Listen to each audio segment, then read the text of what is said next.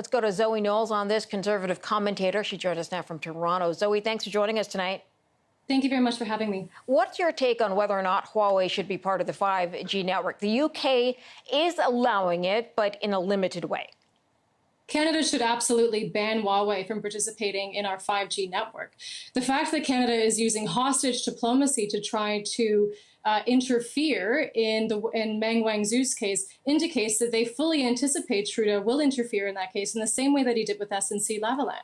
Continuing to dither on Huawei's participation in our 5G network serves to undermine our relationship with our real friends, our Five Eyes allies, because it makes Canada look like the weak link at a time when, frankly, we can't afford any more losses on the international stage. So clearly the Prime Minister, let me interrupt you for a moment. Clearly the Prime Minister has said he is not going to intervene in this case. He's going to let the courts sort out the extradition situation with Meng Wanzhou.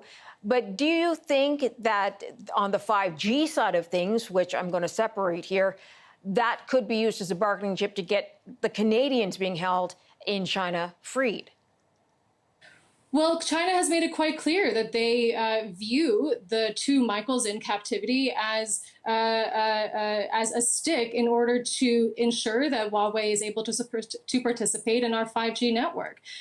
China has decreed that the Chinese Communist Party is able to force any of their private companies, their so-called private companies, to use any of their equipment for national security purposes and surveillance purposes. It's not a matter of if China is going to use Huawei to spy on Canadians, it's a matter of when. Well, I don't think that proof has actually been seen. There's been a lot of discussion about whether or not Huawei or the Chinese government has access to Huawei and to what information it has, but I don't think that proof has ever been seen.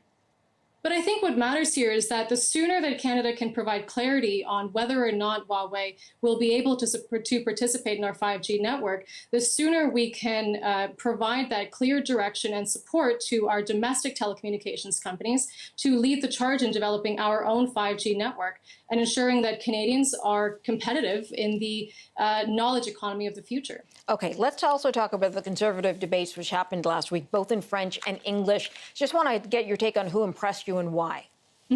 So going into the debates, both Peter MacKay and Aaron O'Toole were neck and neck, but coming out of them, I think it's clear that Peter emerged and reestablished himself as the front runner. His performance in the debate, he was very confident, comfortable. He put his 2 decades of public service on display, whereas Aaron O'Toole was much more on the defense. He was aggressive, and that was on display both during the debate and in his post-debate scrum.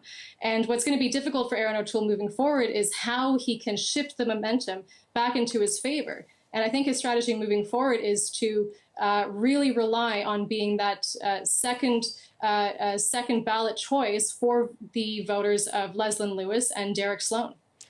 Zoe Knowles, I've got to leave the conversation there, but I appreciate your time. Thank you for joining us tonight. Thank you very much for having me.